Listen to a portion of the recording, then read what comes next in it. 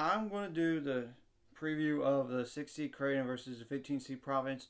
Before people ask me why I'm doing this game instead of the 1-5 matches with Alabama, San Diego State, Houston versus Miami, Florida, and Texas, the 2 seed versus the 3 seed Xavier. I just thought this would be like an underrated matchup that not many people would be talking about and won't be covered. So that's just me on that. And I'm going to go over the stats for both these teams and what are some keys for both of them. And I want to say this right off the top. Creighton was underseeded. If Creighton, and same thing goes for Princeton up to this point. If Creighton didn't lose Kalkbrenner to Mono, like during the 6-game losing streak, they would be a 4 seed or 5 seed. I'm just making that clear. Now, first player to keep, and I'm going to go over like injuries as well, if there is any injuries. So, for either team going into this game. And for Creighton,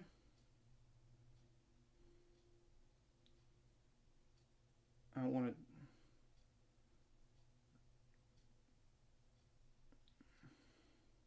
And it's by like Cover Sports on the covers.com. It's just like one guy with a questionable with a leg injury, and that's Mason Miller. The other two guys are just redshirting. So, just an FYI on that. So,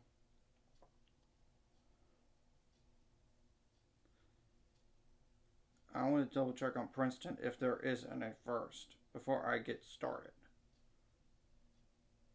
And it may be long, I get it, but just want to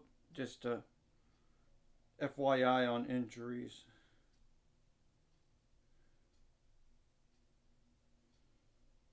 Nope, no injuries on Princeton. So, okay.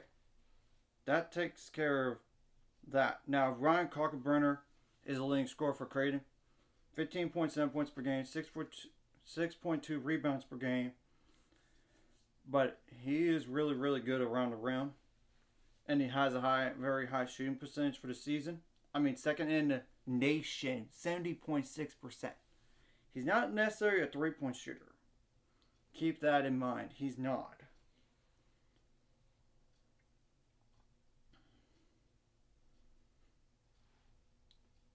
Though I know he's 33.3%, but I'm going to tell you how many attempts, first of all.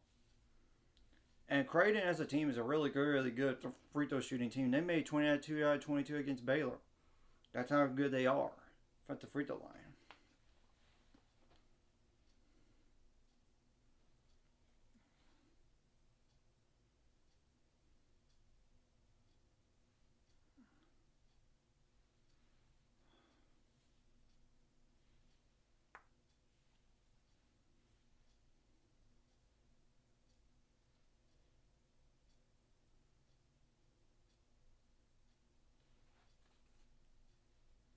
Okay.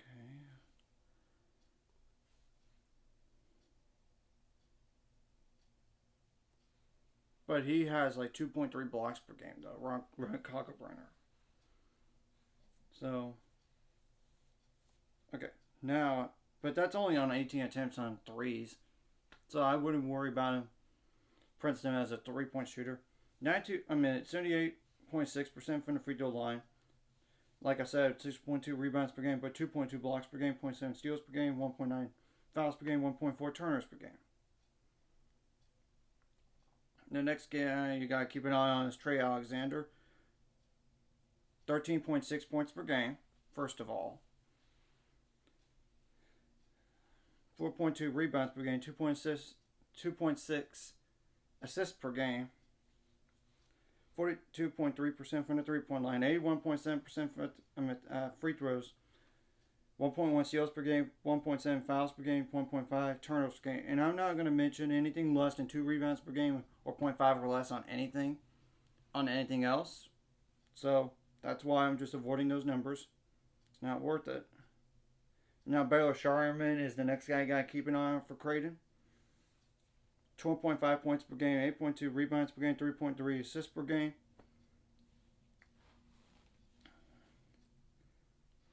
35.5% from 3, 82.9% from free throws, 8.2 rebounds per game, like I said, 1.1 steals per game, 2.2 fouls per game, 2.2 turnovers per game. Ryan Nembhard is another double-digit scorer, 12.4 points per game. And yes, every starter for Creighton is a double-digit scorer. I know that for a fact. 12.4 points per game for Ryan Nembhard, 37.3% from 3, 87.8% from free throws, 4 rebounds per game, 4.8 assists per game, 0.7 steals per game, 2 turnovers per game, 1.8 fouls per game. Arthur Kalama, 11.8 points per game, 6 rebounds per game. And they're a very, very long team. I mean, in terms of their stars, not just their 7'1" guy, but they have a few guys that are like 6'7" starters as well. So 31.7% from 3 on 126 attempts, 3.8 points. 73.8% from the free throw line, 6 rebounds per game, 0.6 blocks per game, 2.1 turnovers per game, 2.2 fouls per game. So, and Trey Alexander, by the way, got that 6'4". Just two guys that are, and of course Ryan Nembhard is like 6'4" too. Actually 6 foot. So most of their guys are starters 6'4" or taller, including 2 6'7" guys. So now the next guy I'm going to mention is Frederick King, 3.5 points per game. So it's a really big drop off after that. 2.5 rebounds per game, 62.5% from free throws, 2.5 rebounds per game, 1.3 fouls per game, 0.7 blocks per game. Francisco Falabella, he was at TCU last year in the last few years.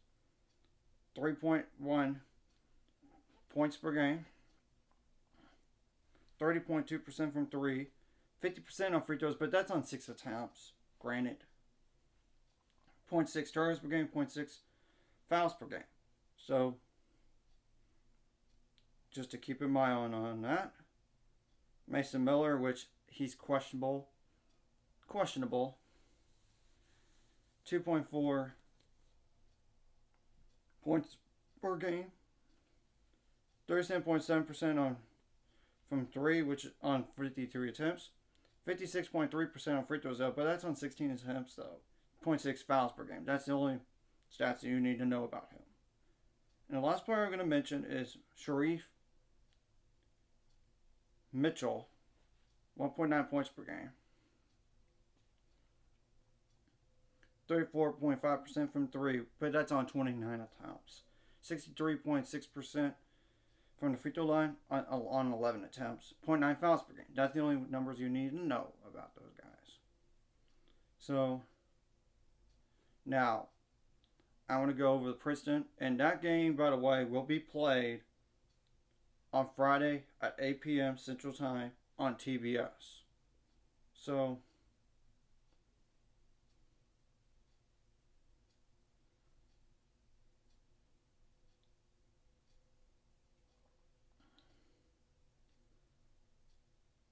the first guy I'm going to mention is Tayshaun Evabomwan, Evbumwan.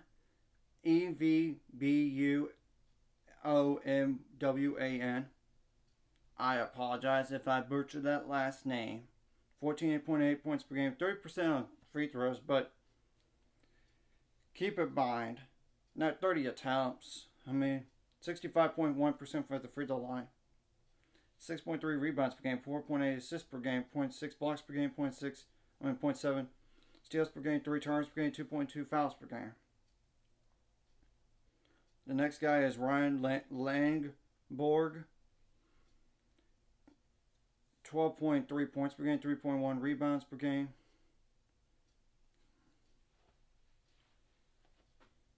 32.3% from three, 82.3% from the free throw line, 0.6 blocks per game, 0.7 steals per game, 1.6 turnovers per game, 2.1 fouls per game.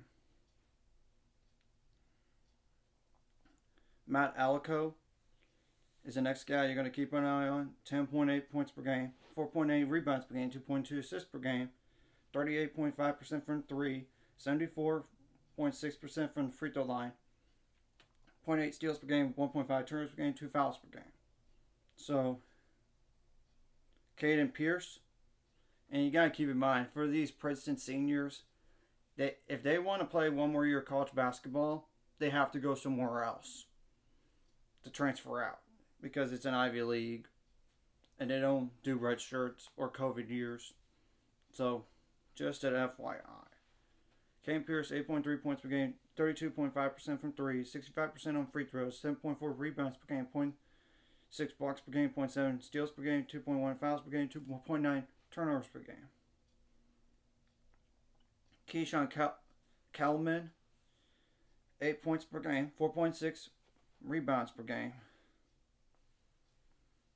62.3% from free throws, 4.6 rebounds per game, 0.8 blocks per game, 2 fouls per game, 1.6 turnovers per game. So, yep. Blake Peters, 5.9 points per game.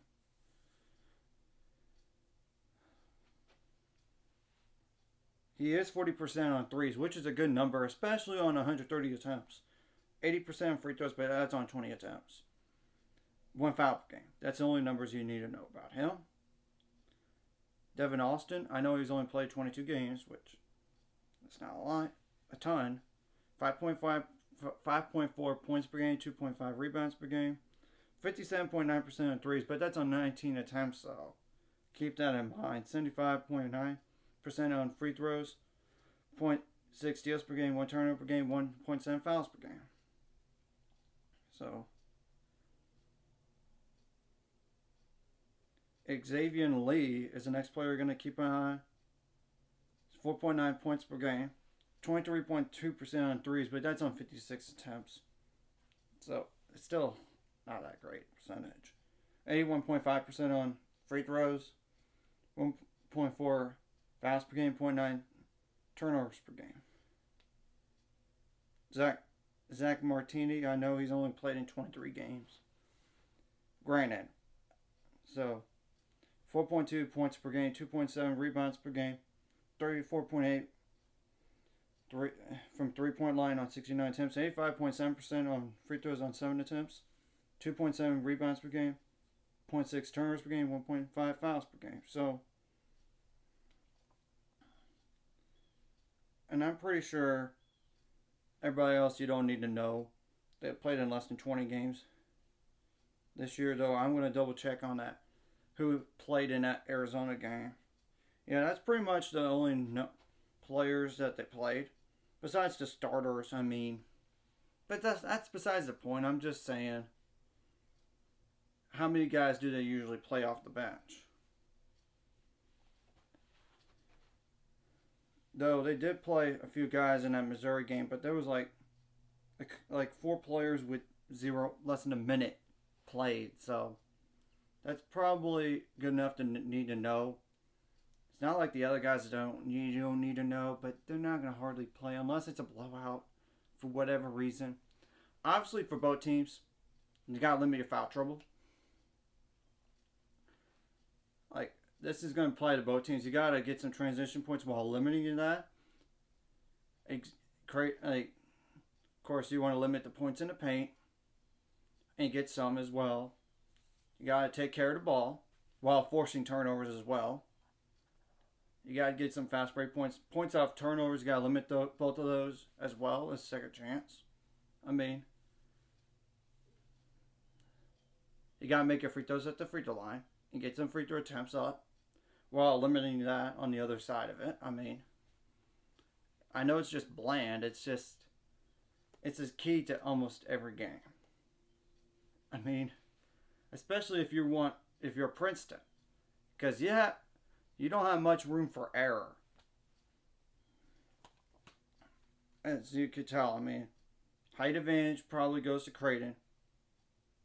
So, and of course, if you're Creighton, you got to be wary of Princeton's 3-point shooting ability. You got to chase them off the 3-point line. And of course, you want to make both teams need to make the other team uncomfortable. And of course, you got to make adjustments on the fly. Or maybe even like change up defenses at times just to confuse them. So, anyways, if you like this content, like and subscribe. And see you guys later. 5 subscribers, we're on the road to it. Let's go.